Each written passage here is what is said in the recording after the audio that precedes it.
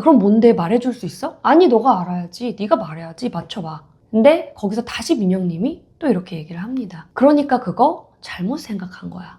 아니 내가 그렇게 느꼈다고. 바로 자기의 생각이 존재가 부정당하는 느낌이 드니까 기분이 상하죠. 헤어지고 나서 심리 상담에 오신 분들을 제가 상담해 볼 때 헤어지게 된 이유에 대해서 탐색을 하게 되잖아요. 굉장히 사소한 다툼을 계기로 헤어졌다고 하는 경우가 생각 외로 꽤 많더라고요. 뭐 때문에 다퉜는지 그런 거를 탐색해 들어가면 기억도 못 하시고요. 다투는 과정에서 서로에게 씻을 수 없는 상처를 남기기도 하고요. 그래서 오늘은 다툴 때 하지 말아야 할 대화법에 대해서 바로 시작해 보도록 하겠습니다. 첫 번째는요, 논박하지 않기입니다. 저는 그 연애 프로그램들은 거의 다 챙겨보거든요. 결혼한 지 오래됐기 때문에 이 감을 잡기 위해서 이 연애 프로그램들을 챙겨봅니다. 좋아하기도 하고요. 그 환승연애에서 민영님이랑 상정님이 되게 자주 다투시잖아요. 근데 이제 두 분 다 각자 잘못한 부분들이 있겠죠. 근데 제가 그 중에 한 어떤 부분에 대해서 좀 얘기를 해보려고 해요. 민영님이 이렇게 얘기하는 부분이 있어요. 그건 아니야. 너 잘못 생각했어. 그러니까 이제 상정님이 나는 그렇게 느꼈다고. 나는 그렇게 느꼈어. 라고 다시 한번 정정을 해요. 근데 거기서 다시 민영님이 또 이렇게 얘기를 합니다. 그러니까 그거 잘못 생각한 거야. 아니 내가 그렇게 느꼈다고. 그러니까 그렇게 느낀 상대방의 마음을 부정하는 거잖아요. 그러니까 이 말을 듣는 청자는 바로 자기의 생각이 존재가 부정당하는 느낌이 드니까 기분이 상하죠. 저는 딱 그 부분을 가지고 얘기를 하는 겁니다. 근데 어쨌든 이제 저는 그 부분에서 아니 상정님이 그렇게 느꼈다니까 뭘 잘못 생각을 해요. 이런 이제 마음이 드는 거죠. 그러니까 그렇게 말을 할 때는 그냥 그렇게 느꼈구나 하면 되는 거예요. 거기에 대해서 아니다 기다라고 따질 필요가 없는 거죠. 왜냐면 느끼는 건 느낀 당사자가 그냥 그 모든 느낌은 맞는 거니까. 근데 그걸 가지고 그 느낌이 잘못했어. 잘못된 거야 라고 말해버리니까 대화가 이제 안 되는 거죠. 그래서 이렇게 잘잘못을 가리거나 논쟁하는 것은 자제하는 것이 좋아요. 우리 모두는 이제 주관적인 경험 속에서 살고 있잖아요. 같은 공간에 있다고 하더라도 그 공간에 있는 사람들의 체험은 모두 다릅니다. 따라서 어떤 경험을 가지고 누가 100% 잘못했고 누가 100% 잘했다고 말하기가 어려워요. 우리가 이미 밖에 나가서 뭐 지적, 평가, 판단 이런 거를 세상에 나가면 너무 많이 봤잖아요. 그런데 가족이나 연인이나 이런 데에서까지 그런 판단평가를 받고 싶지 않다라는 거죠. 그래서 그 사람 자체를 그냥 받아들여 보는 마음으로 대화를 해보세요. 두 번째, 인격 폄하하지 않기입니다.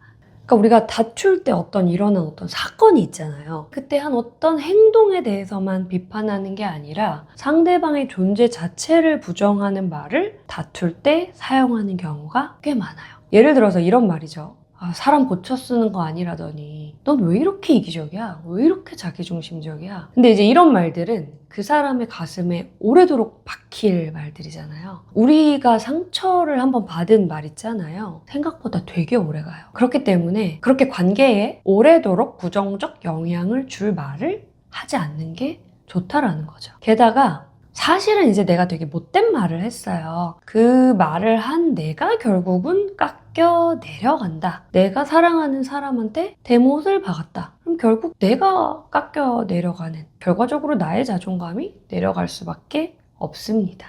세 번째, 과거 사건은 끌고 오지 마세요. 이것도 우리가 정말 자주 사용하는 방식인데요. 과거에 있었던 사건들을 끌고 들어와서 다툼을 크게 키우는 경우입니다.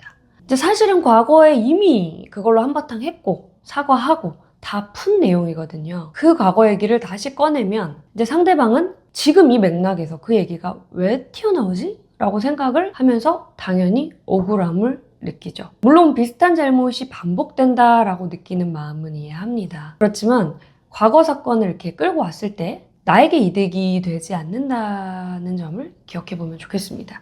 그리고 사실 따지고 보면 내가 그 사람이 그 잘못을 했음에도 사과하고 용서하기로 한 건 내 결정이잖아요. 그래서 다시 잘 만나기로 내가 결정한 것이기 때문에 과거의 일을 가지고 더 이상 뭐라고 하지 않는 게 이치에도 맞다. 그래서 너는 매번 그랬어. 그때도 그랬고 그때도 그랬잖아. 라고 하는 순간 이제 상대방은 공격을 받았다고 느끼고 방어력이 이제 높아지죠. 딱 가드를 이제 올리는 거예요.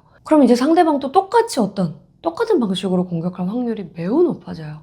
야, 너는 안 그런 줄 알아? 너 그때 100일 때 기억 안 나? 너 진짜 내로남불이구나. 뭐 이런 식으로 대화가 어떤 한 행동에서 이제 다른 쪽으로 막 커지는 거죠. 굉장한 악순환으로 빠지게 된다. 그래서 나중에는 우리 뭐 때문에 싸웠지? 그 촉발 사건도 이제 기억이 안 나는데 싸움이 너무 커져서 서로에게 큰 상처만 남게 됩니다. 4. 상대방 말 끊기입니다. 생각보다 싸울 때요, 서로가 동시에 말하는 일이 많아요. 상대방 말을 끝까지 안 듣고 내가 막 말이 튀어나오는 거죠. 그래서 반박하거나 변명하는 경우가 많습니다. 실제로 상대방이 나를 비난하고 공격한다고 느껴질 때 끊지 않고 끝까지 듣는 것은 쉽지 않은 일이죠. 그럼에도 끝까지 상대방의 이야기를 마칠 수 있도록 버텨보는 연습을 해보시길 바랄게요. 사실 이게 상담에서 하는 대화법이거든요. 그러니까 상담 심리사가 되려면 이제 수련 과정이 있잖아요.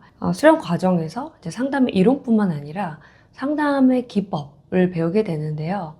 이 내담자의 말을 끝까지 듣는 거, 경청하는 것도 중요한 수련 과정 중에 하나예요.